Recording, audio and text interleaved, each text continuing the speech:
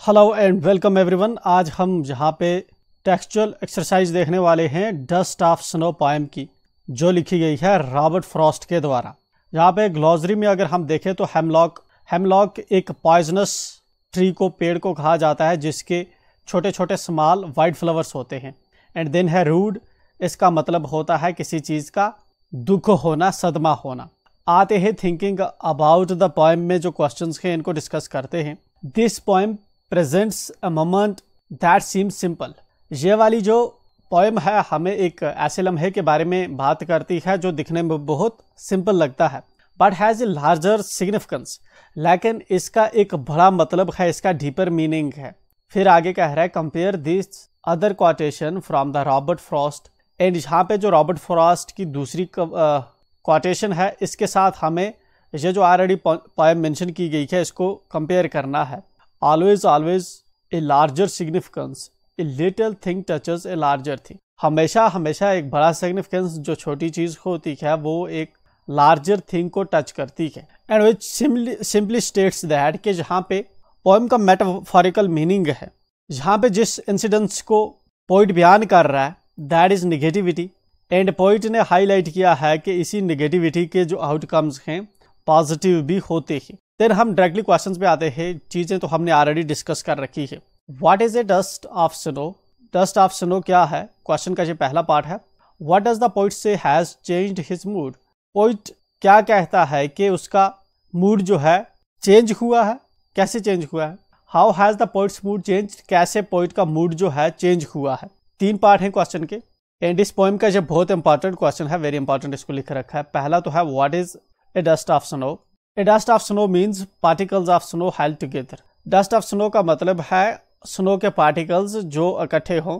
Then है what does the poet say has changed his mood? Poet क्या कहता है कि किस चीज़ ने पोइट का मूड चेंज कर दिया?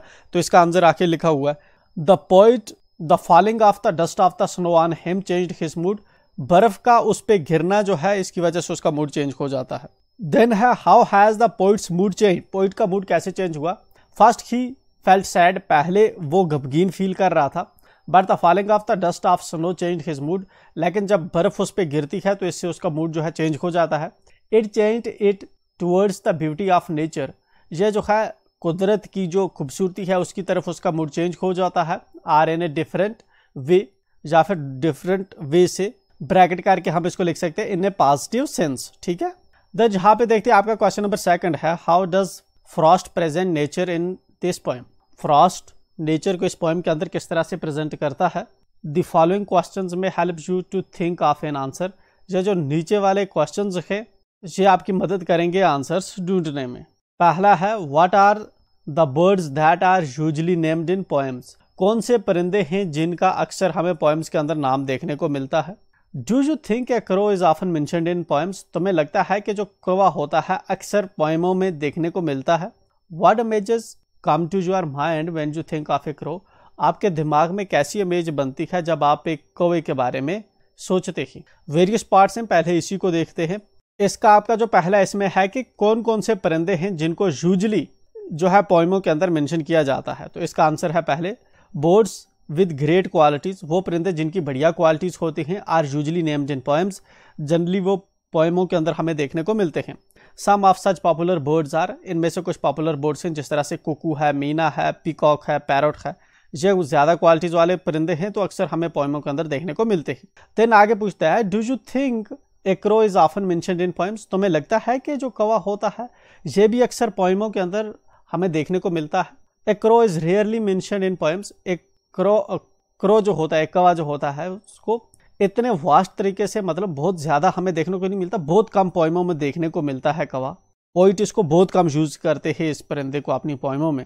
However it is mentioned where there are tragic are serious themes. हालांकि जो हमारा कौवा होता है इसको वहाँ पे मेंशन किया जाता है जहाँ पे ट्रेजिक और सीरियस थीम्स को मेंशन करना होता है। इट लुक्ड ओमनियसली, इसको जो है ओमनियसली देखा जाता है, मतलब कि बदशुगन देखा जाता है, अच्छा नहीं देखा जाता। फिर अब तीसरा पार्ट है इसका what images come to your mind when you think of a crow? तुम्हारे दिमाग में क्या इमेजेस बनती है जब आप एक क्रो के बारे में सोचते हो? When I think of a crow, जब मैं एक कौवे के बारे में सोचता हूँ, I make images of sadness, मेरे दिमाग में जो है सैडनेस की इमेजेस बनती हैं। These may also be of some bad happening are some bodies coming to my house, ये वजह हो सकती है कुछ बैड चीज़ होने की या कोई जो है मेरे घर जब आ रहा हो। देन सेकंड है आपका इसी का part, again what is a hemlock tree, again पूछ रहा है कि हेमलॉक ट्री क्या है। देन इसका दूसरा पार्ट है इसी क्वेश्चन का, why doesn't the poet write about a more beautiful tree such as a maple or an oak or a pine, क्यों पोइट ने किसी और दूसरे ब्यूटीफुल से दरख्त जिस तरह से मैपल का है या ओक का है या पाइन का है उसके बारे में उसने डिस्कस नहीं किया, जस्ट हेमलॉक ट्री के बारे में किया है। तो सेकंड के दो पार्ट है सेकंड क्वेश्चन के। जी है पहला, a hemlock tree is a poisonous plant, hemlock tree एक पॉइजनस प्लांट है, इसके it has small white flowers, इसके छोटे छोटे सफ़ेद फूल होते हैं। ये तो हो गया पहले का आंसर कि हेमलॉक ट्री क्या है। अब इसी में अगर हम देखें तो दूसरा आपका है, why doesn't the poet right about more beautiful trees, poet ने ब्यूटीफुल ट्रीज के बारे में क्यों नहीं लिखा। देन दूसरे का द, ये पोइट है, ठीक है, ये जॉइट कुछ लिखा हुआ है, द पोइट है ये POIT, sorry it's the poet, ठीक है। The poet doesn't, the poet इसको हम लिख सकते हैं the poet didn't wrote, let me write it here, the poet didn't wrote about a more beautiful tree, then उसके बाद ऐसे लिखेंगे, because it ब्रैकेट में करो suits better the occasion, it also suits the pitiable mood he is in, ठीक है। इस वक्त जिस दुखद मूड में ये है पॉइंट, तो ये हेमलॉक ट्री उसको सूट करता है। देन है, what do the crow and hemlock represent, joy or sorrow, जो क्रो है और हेमलॉक है ये क्या रिप्रेजेंट करते हैं, जॉय रिप्रेजेंट करते हैं या सारो रिप्रेजेंट करते हैं, खुशी रिप्रेजेंट करते हैं या गम रिप्रेजेंट करते हैं। एंड देन इसके आगे दूसरा पार्ट है, तो थर्ड वन का पहले आएगा, the crow and the hemlock tree represent सारो एंड इविल, जो क्रो और हेमलॉक ट्री है ये दुख और जो है बुरी चीज रिप्रेजेंट करते हैं। देन इसके आगे आपका इसका दूसरा पार्ट है इसी क्वेश्चन का, what does the dust of snow and the crow shakes of a hemlock tree stand for, ये जो डस्ट ऑफ स्नो है जिस हेमलॉक ट्री से जो गिरती है नीचे, ये किस चीज़ के लिए स्टैंड होती है। The dust of snow stands for some natural joy और something joyful, dust of snow जो है ये नेचुरल जॉय और समथिंग जो खुशी की चीज़ होती है उसके लिए स्टैंड होती है।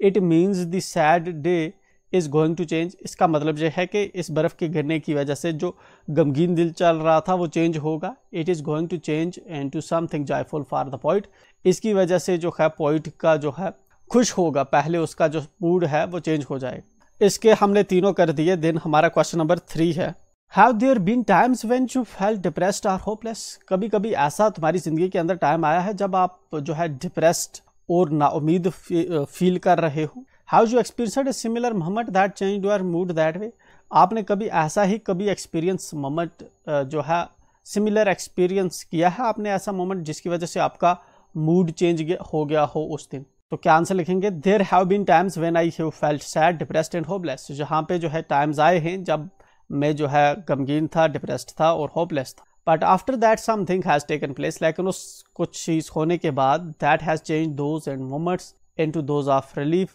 एंड उसके बाद जो है मेरे भी जो सैड मोमेंट्स हैं वो कभी जो है राहत में बदले हैं, खुशी में बदले हैं। एग्जाम्पल के तौर पे वंस आई फेल्ट सैड, एक बार मैं जो है गमगीन था। When I got a letter of rejection for a job, जब मेरी जॉब के लिए जहाँ पे मैंने अप्लाई किया था वहाँ पे रिजेक्ट हो गया।